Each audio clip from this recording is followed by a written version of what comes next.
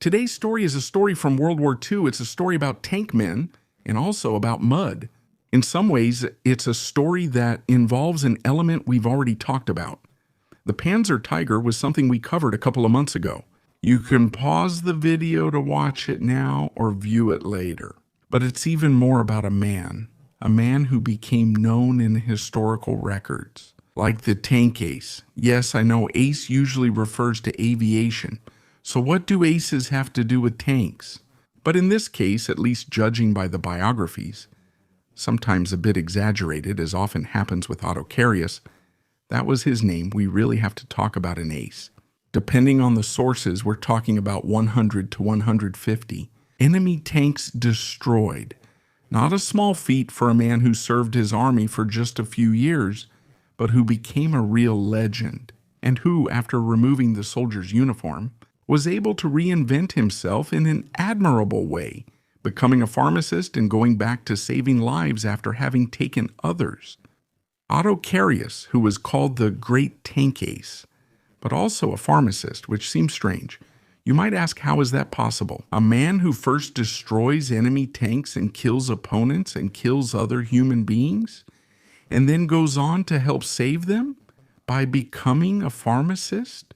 I know, it may really seem like a strange story, and yet that pharmacy called Tiger Apotheke, which in German literally means tiger pharmacy, really did exist. It was closed in 2011, then taken over by other pharmacists. But until 15 years ago, Otto Carius. Can you see him behind the counter in a white coat? Very kind, affable. He, of modest height and not at all imposing build, was always ready to advise the customer and to offer a smile when someone entered his pharmacy with a copy of a book. Tiger and Schlam, Tiger in the Mud. It was his autobiography, his story, which he had put down on paper to tell what he had experienced. A truly incredible life. Born May 27, 1922, in Zweibrücken, Palatinate, a border region that, in the aftermath of the war, still bore the marks of occupation and of that humiliation that the Imperial Germany had suffered. Right after 1918, Otto Carius was the son of a lower middle-class family. His father, a pharmacist, a respected figure in his community, the kind of figure that Carius himself would try to become many years later by returning to practice the same profession. Young Otto's adolescence was not easy. Think about it. From 1922 to 1933, Germany was a country in chaos. First, the short-lived attempts of the socialist republics, the Freikorps roaming the cities and countryside, massacring unionists and communists. Then, the attempted coup in Munich by the Nazi Party. The various elections, including the presidential one won by Hindenburg against Ludendorff, the unrest, the breadlines, the galloping devaluation of the mark, economic crisis, instability. National Socialist and Communist propaganda clashed, reflecting the sickness of German society in the 1920s. Yet during that time, many children and young people chose not to take sides. They focus only on family, on their studies, and clearly on the idea of their country, Germany, forged in the 19th century by Romanticism, poisoned by. Yet during that period, many children, many youngsters choose not to take sides. Country. German society in the 20s is a sick society, yet many children, many youngsters choose not to take sides. Their country, German society in the 20s, is a sick society.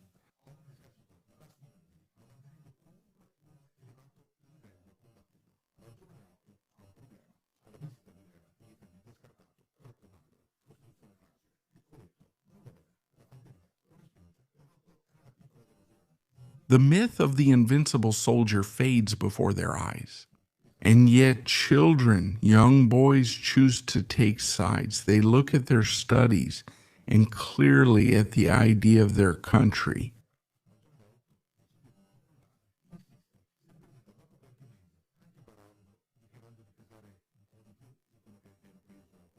The society of the 20s is a sick society. And yet, during that period, many choose to take sides. They look at their family, at their studies, at the idea of their country. German society in the 20s is a sick society, ideological, bent on annihilation. Hitler seeks living space for future Germans, to be taken from the East at others' expense. And yet, during that period, many children, many youngsters, choose to look at their family, at their studies, at the idea of their country, German society. In the 20s, and yet during that period, many children, many youngsters do not choose family or studies. Clearly, German society in the 20s is a sick society.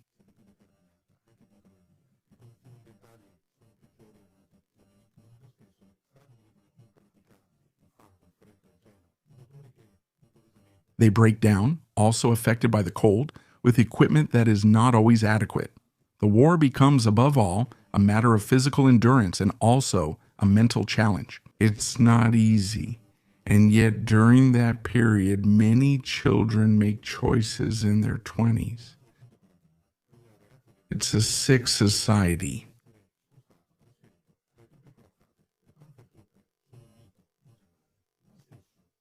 He certainly thought he was destined one day to enter one of those metal monsters, but his slender and small build is ideal for a tank crewman. And yet among those children, many choose to take sides. They look at family, studies, and clearly their idea is that ours is a sick, heavy society.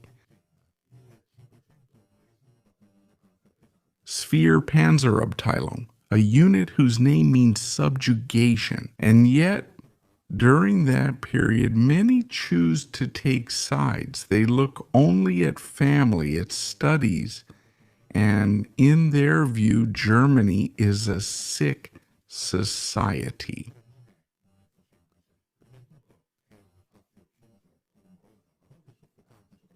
The crew is forced to live, or rather to survive within just a few square meters, and to share practically everything: fear, exhaustion, responsibility, nausea, and nerves, all situations where the commander is vital. Carius is simply a sergeant. He hasn't been given an officer's rank yet. And yet, during that period, many kids choose to look at studies clearly. Idea Venti is a sick society, and yet many children, many kids, choose family over studies. Country German society in the 1920s is a sick one.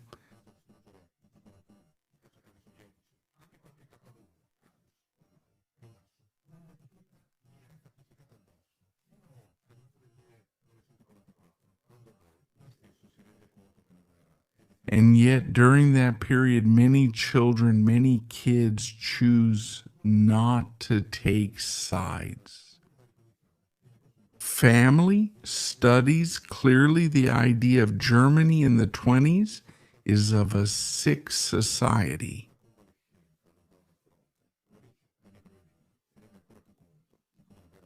Winning is impossible, as shown on the field. Although he claims to have destroyed about 100, and others say up to 150, Soviet tanks, tank destroyers, and self-propelled guns, he knows there's nothing to be done. The overwhelming Soviet force in the East is unstoppable, and since the Allies landed in France, it's a pincer movement. The famous two fronts, which are actually three because the Allies are also advancing up through Italy, are too much to bear.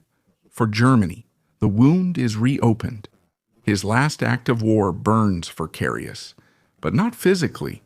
It's a wound that's psychological above all. Viewing the war from the outside, almost like a civilian and not through a tank periscope, feels completely different and traumatic. When Otto Carius is recalled to service, he is changed, And the situation is different. At the beginning of 1945, he is assigned, with the rank of lieutenant, to command a company of Jag Tigers, tank destroyers, of the 512th Heavy Anti-Tank Battalion. This time he must confront the Allies. On March 8, 1945, the 2nd Company, sent to the front line near Seaborg and commanded by Carius himself, faces the Americans for the defense of the Rhine. But for the first time, 8. Carius is forced to retreat, leaving his vehicle there, stopped. Why? Because the Jag Tiger is powerful and well protected, but it's very slow, uses a lot of fuel, and has fragile mechanics pushed to the limit. And if the tank is empty, Carius has to order his men to leave the vehicle and seek shelter behind the lines. The end of the war finds Carius trapped in the Ruhr pocket, east of the Rhine. The last Jag Tigers of his company are destroyed by their own crews. They break the tracks, seize the engine, remove the breech block, and destroy it. Resist by making the vehicles unusable. That was his idea. The Americans know the vehicles are powerful but useless, so they aren't interested in capturing them. On May 7, 1945, Carius surrenders with his men to the Americans and spends 2 weeks in captivity. On May 21, 1945, he is free again, without his uniform, without a Germany to fight for, with no more blood to shed or insults to shout. Inside Carius's tank, there was mud to face and smoke to breathe. His life has changed. Anyone else in his place would have gone mad. But Carius manages to maintain admirable control and makes a choice that is anything but obvious. He is 23, enrolls in the University of Heidelberg pharmacy program, completes his studies, and becomes a pharmacist. He follows in his father's footsteps, returns home to his hometown, and opens the Tiger Apotheke, which was not a name meant to celebrate the war. Absolutely. Carius would tell that to everyone who entered his shop. It was just a way to remember the past without denying it, but by coming to terms with it. Spending years serving sick people, partly to make amends for what the war had been, and partly to understand what the experience of war had left inside him. Forgetting was impossible, but understanding was possible. It was another act of self-therapy. He had been that tiger im Schlamm, tiger in the mud. His memoirs helped him process his experiences. The book is different from many other biographies, from many other war memoirs. It has a sober, introspective, and reflective tone. No ideological proclamations, no nostalgia, but rather precise observations about human nature and how it behaves under extreme conditions. The freezing cold of Arctic nights, the summer spent in scorching heat, the anxiety before combat, sweat running in streams, the muffled noises all around, the clamor of battle, the movement of the tracks, the engine roaring and puffing. Carius's book covers all this and ends with a moral. War doesn't improve us. It reveals who we are, exposing our weaknesses, solidarity, fears, and selfishness. There's no room for heroics, there's only the human being. Otto Carius closed his pharmacy business in 2011. A few months later, he sold the pharmacy to another pharmacist who took it over, but it was no longer called Tiger Apotheke. His era had come to an end. Carius died 4 years later, in 2015. His life spanned almost a century, from the end of the era of the empire, through the crises of the 1920s, the rise of Nazism, the war, the difficult path of recovery after World War II, the separation of the two Germanys. Communication defines the globalized 21st century. Its human story matters not for being unique, but for being typical. Through him, we see how a whole German generation in the 1910s, 1920s, and 1930s was drawn into total war, often without truly understanding its causes and consequences. The value of his book, Tiger im Islam, of his testimony does not lie so much in military successes. Every time someone spoke with Otto Carius, telling him that he had destroyed 150 tanks, he would reply, "I only counted 100, but I'm not proud of it.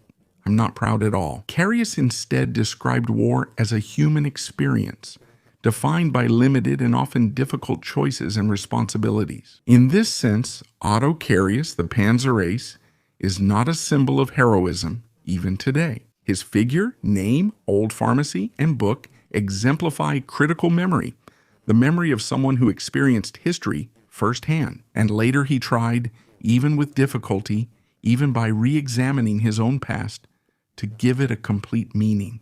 Welcome back to Dentro la Storia, the channel for contemporary history lovers. Happy 2026 again. And if you always want to stay updated with our news, don't forget to visit our official website, Dentro la Storia, where you can find lots of content, our videos, our podcasts, our articles, our in-depth features, and our official fan shop. And above all, the area where you can request your free newsletter is an exclusive service we've designed for you.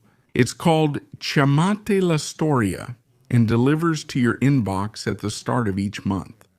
A text that offers a lot of content: the monthly timeline, reading suggestions, viewing tips, in-depth analysis, and much, much more. So, what are you waiting for? Visit the Dentro la Storia website's dedicated section to request your newsletter.